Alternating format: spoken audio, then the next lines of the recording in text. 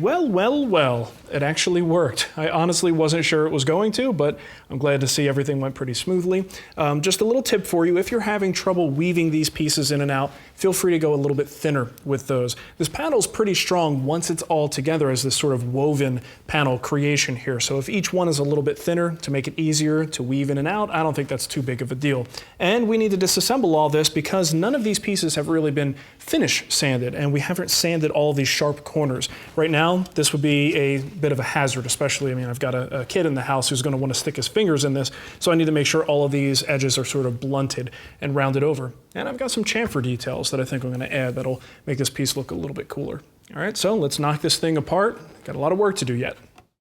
I usually put roundovers on my project, but this piece is getting chamfers just about everywhere. For the outside corner of the legs, I raised the bit to create a more substantial chamfer. Everywhere else, the chamfer is pretty subtle. Even the vertical slats get a chamfer, being careful to stop short of the end where they insert into the square mortise. For the top, I do a dry assembly and mark my stop points since I actually don't want to chamfer the mating edges. After the routing is done, reassemble the frame and use a chisel to finish out each corner. The thin strips will all be sanded smooth on each face, and then I'll ease the edges. A couple passes with a block plane breaks the edge, and a little bit of sanding will smooth things out. There are a lot of slats to do, and this will get tedious, but it's worth the effort. For additional air circulation as well as visual appeal, I'll create two cutouts on a top front rail using the bandsaw.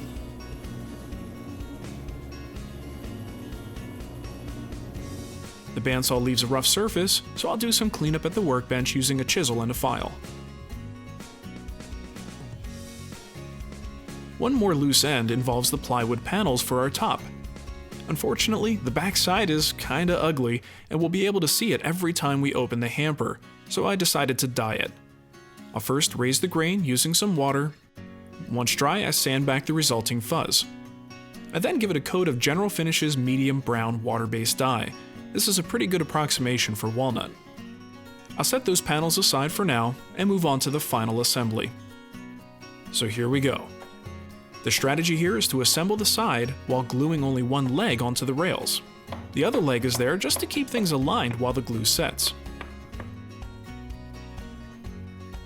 The second leg is then removed for the weaving process. The sides are actually much easier to weave since there's only two vertical partitions. And by the way, if you need to make adjustments after the strips are already installed, use a small scrap block to help prevent doing any damage to the edges. Using the cauls, the strips are brought into alignment and the second leg is added on, this time with glue on the mortise and tenon joints.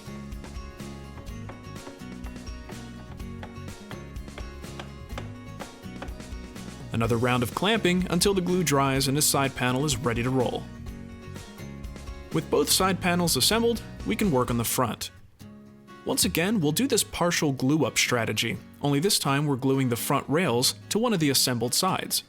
Everything else is dry for now.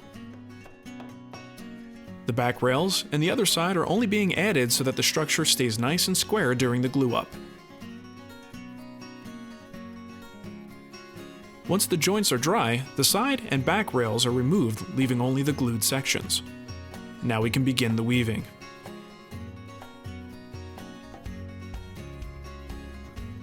The only real snag I hit came when I added the second side panel. Because we'll have the bottom panel in the way during the glue up, I can't use the same clamping setup that I used previously. Bummer. So the only clamping pressure I can apply will come from the top. Thankfully, I've got some fairly deep-throated clamps that certainly helps, but there's not enough pressure toward the bottom, so I decided to throw a Hail Mary by applying some CA glue between each slat. When I remove the lower clamps, there's a good chance the glue won't hold, but it only has to hold for a couple of minutes until I get the assembly together. And so far, so good. I start with the bottom panel. And feel free to add glue to the grooves if you want to. Next up is the bottom rail.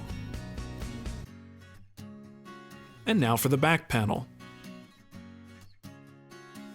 And then the top rail. And finally, the other assembled side. My strategy was to get all of the tenons inserted as well as the panels, or at least as far as they can go, without the front weave in its groove just yet. Thankfully, the CA glue trick worked well enough for me to slide the strips into the grooves starting at the clamp side and then working my way down from there. And after breathing a huge sigh of relief, I add the clamps. No rest for the weary though, since the hamper top needs to be assembled. But this is a cakewalk compared to what we just did.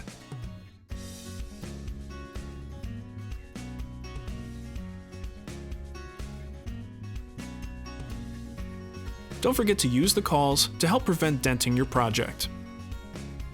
Now we can add the center divider. We need to notch the bottom of the dovetail to make room for that back panel. A quick cut at the bandsaw will do the trick.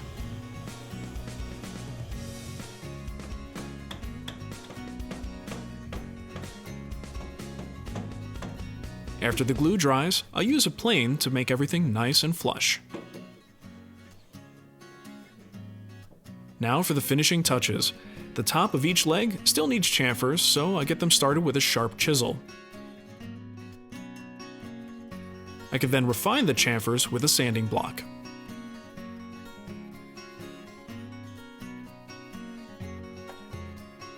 Now let's bring the lid over and see where we're at. Well, that was one of the trickier assemblies I've done in a while, and thankfully nothing broke. It's still whole and looks pretty good. Now, you might be wondering why I didn't pre-finish anything here. We've got an inside that's going to be a little bit tricky to get to. We certainly have these woven panels that are a little tricky to finish. So you might think you could pre-finish all of these slats. Now, you certainly can. I didn't because I'm a little bit concerned about new finish and its tendency to get tacky and stick to other pieces with new finish on it. So I may end up in a situation trying to weave these things through where there's already friction to begin with, getting even more friction from the new finish sticking to itself. So I decided to forego the pre-finishing process, but it's something to explore if you want to try it. The finish I'm going to use, I'll probably just do a coat of Danish oil and then maybe do a lacquer, and I'll explain all that when we get to the finishing. So I've got a plan in mind. But at this point, we need to turn our attention to attaching our lid, and I've got some special hinges in mind for it that'll help me keep it up, and I won't need to have any of those special latches because the hinges do all the work. These are Rockler's torsion hinges, and these things are fantastic, but they're not cheap, about 55 bucks a pair. They're great for things like toy boxes, blanket chests, because they keep the lid open, and it's got this built-in resistance to the lid falling down. So you really have to actually push the lid down to get it to go into position. Fantastic as a safety feature and perfect for a hamper. Now, installing them, I'm just going to follow the manufacturer's instructions by locating and installing one leaf onto the lid, and then dropping the lid in place and letting the bracket settle down on the back rail and attaching it with screws.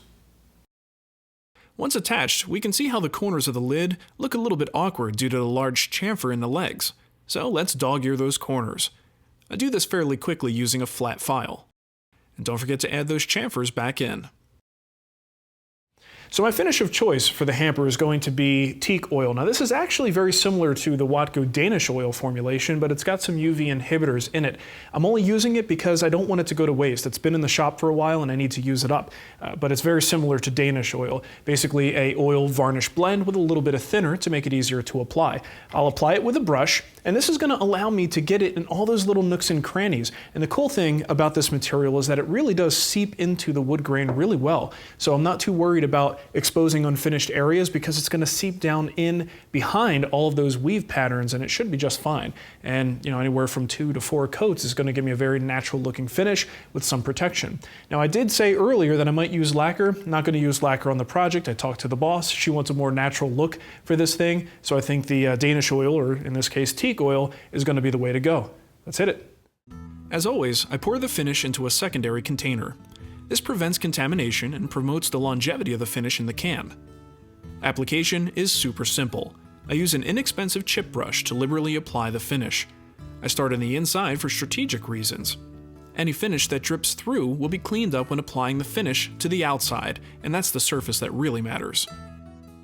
Once the interior is coated, I use a clean cotton rag to wipe away the excess.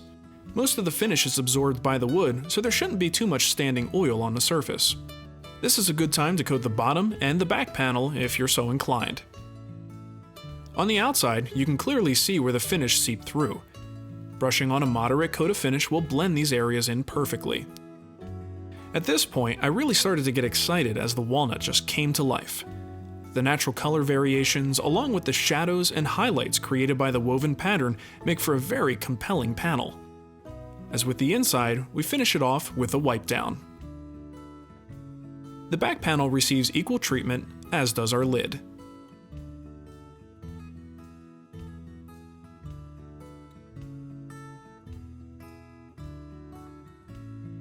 The next day, I apply a second coat using the exact same methodology.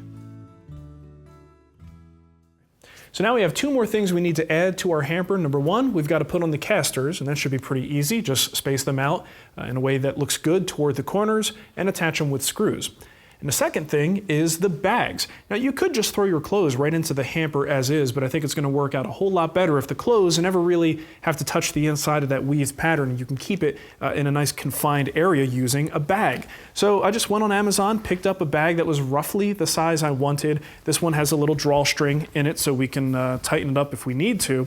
But what I want to do is secure it to the inside of the case. And I'm going to use snaps to do it. And this way, it's semi-permanently attached, and if I ever need to take the bag out, I can do that. I envision most of the time we'll just keep them in there with the snaps in place. Right, so I've got two of them ready to roll. We just need to apply some snaps to this material and then put the other side, the male side of the snap, into the box.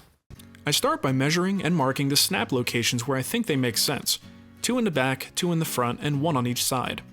I pre-drill each snap location and then drive the snap studs into place. I found that these are cheaply made and strip very easily, so be careful. Now I can grab the bag and use a Sharpie to mark the desired locations for the snaps in the bag itself. I'll do the front and back first, since the bag has a nice seam that I can use for a center reference. I'm using a Shoreline Marine Canvas Fastener Kit to do the work. It's pretty simple to use, but first I'll use an awl to poke a starter hole in the bag. I then insert one of the snap backer pieces and push it through the hole from the inside. Then I can install the actual female section of the snap into the crimping tool. The backer piece rests on this white plastic cradle, and after a quick squeeze, the snap is installed. It's pretty easy.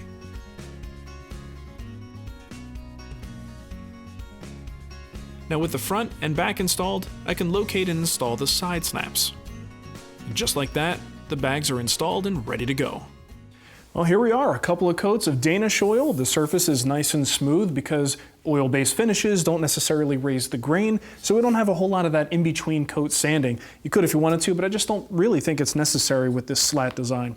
Pretty happy with the overall appearance of it. The function of it is going to be great, and I think Nicole is going to be thrilled to use this in the bathroom. So, fun project. It's great to experiment, try things you've never done before. I highly recommend it.